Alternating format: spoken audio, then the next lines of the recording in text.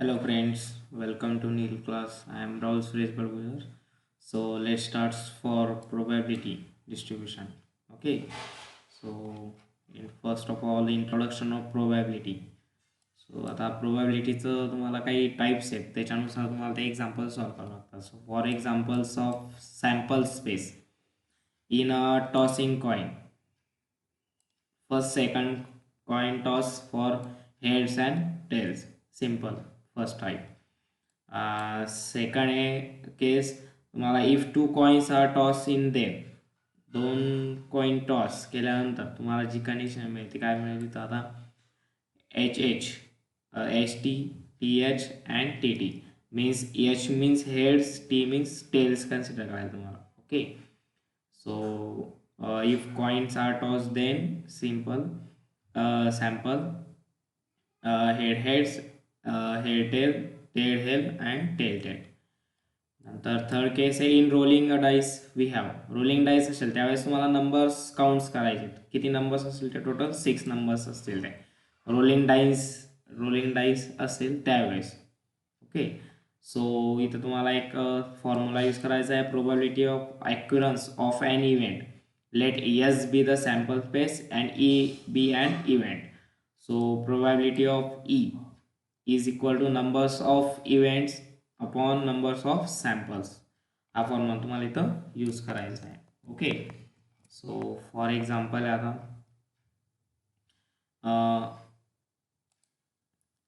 what is the probability of getting a sum of 9 from two throws of a dice.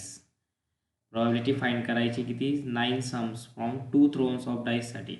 In a two thrown of dice numbers of samples 6 into 6 is equal to 36 consider केला आपण. Okay.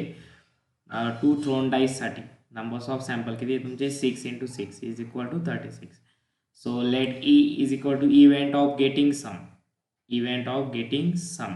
आता इथे किती दिलेलं आहे सम आपल्याला numbers 9 number दिले तर टोटल नंबर्स आपल्याला जी इव्हेंटची सम आहे ती पण किती आली पाहिजे 9च आली पाहिजे.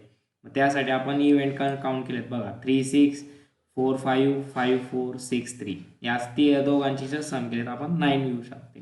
तो नंबर्स ऑफ सॅम्पल किती आपल्याकडे 36 आणि नंबर्स ऑफ इव्हेंट्स किती आले आता 1 2 3 4 events. So probability of getting events is equal to numbers of events upon numbers of samples. So 4 upon 36 is equal to किती येईल मग तो 1 upon 9. 4 as 9 is 36. So 1 upon 9. Probability of uh, getting probability is 1 upon 9. So second example is 3 unbiased coins are tossed. What is the probability of getting at most 2 heads? At most 2 heads. आता इथे काय म्हटले 3 unbiased coins म्हटले 3 unbiased coins म्हणजे आता एकदा head tail head घेऊ शकता तुम्ही 3 वेळेस. तर त्याच्यामध्ये सॅम्पल आपण कन्सिडर करणार आहे सॅम्पल हेड्स. सो बघा tail 3 times 2 times tail 1 times head. Again tail head tail head tail tail tail head head head tail head head head tail head head head असे आपण एक सॅम्पल सिक्वेन्स घेतलेला आहे. त्याच्यामध्ये same आपण events of getting at most 2 heads events of getting at most 2 heads साठी event आपण कसे कन्सिडर केले बघा tail tail tail tail tail head आणि नंतर काय आहे tail head tail head tail tail आणि नंतर आहे काय tail head head head tail head head head tail. इथं फक्त आपल्याला 2 हेड्स काउंट करायचे त्याच्यामध्ये आपले टेल पण येऊ शकतात कंटिन्यू आणि कंटिन्यू 3 हेड्स नाही येऊ शकत इव्हेंट्समध्ये. तर बघा सॅम्पल्समध्ये किती टर्म आल्या मग आपल्या 1 2 3 4 5 6 7 8. Okay. So numbers of samples किती आले आपल्याकडे 8 आणि इव्हेंट्स किती आले 1 2 3 4 5 6 7. सो नंबर्स ऑफ इव्हेंट्स किती आले फिर 7. So numbers of event upon numbers of sample is equal to किती आला मध्ये 7 upon 8. This is your final answer.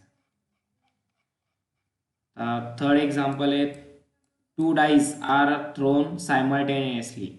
Two dice are thrown simultaneously. What is the probability of getting two numbers whose product is even?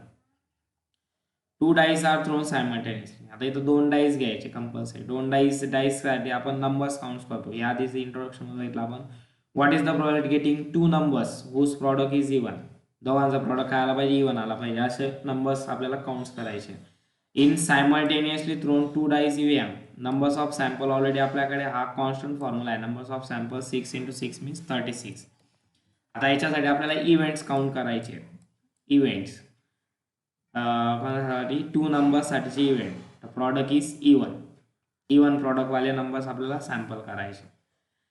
असे दोन नंबर्सची events टाकायचे. So 1 2 1 4 1 6 2 1 2 2 2 3 2 4 2 5 2 6 3 2 3 4 3 6 4 × 1 4 × 2 4 × 3 4 × 4 4 × 5 4 6 5 2.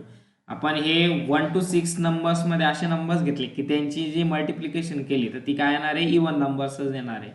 अशा आपण नंबर्सचा event तयार केलेला आहे हा पूर्ण. तर टोटल नंबर्स ऑफ इव्हेंट किती आले? ते 27 आले. ओके. आणि सॅम्पल्स किती आपल्याकडे? 36 आले.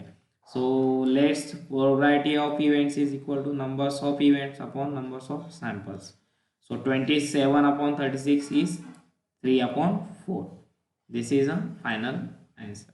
असं एकदम सिम्पल न्यूमेरिकल्स आहे ते तुम्हाला इथं सॉल्व करायचे. आणि तुम्हाला हे डिफरंट टाइप्स ऑफ एक्झाम्पल्स आहे. Okay. So in a lottery there are 10 prizes. लॉटरीचे 10 प्राइज आहेत अँड 25 ब्लँक्स अँड 25 ब्लँक्स दिले. A lottery is drawn at random. What is the probability of getting prize? Lottery is drawn at the random. सो आपल्याकडे बघा 10 prices आणि 25 blanks दिलेले आहेत आता पूर्ण न्यूमेरिकल लॉटरी तिकीट्स. ओके.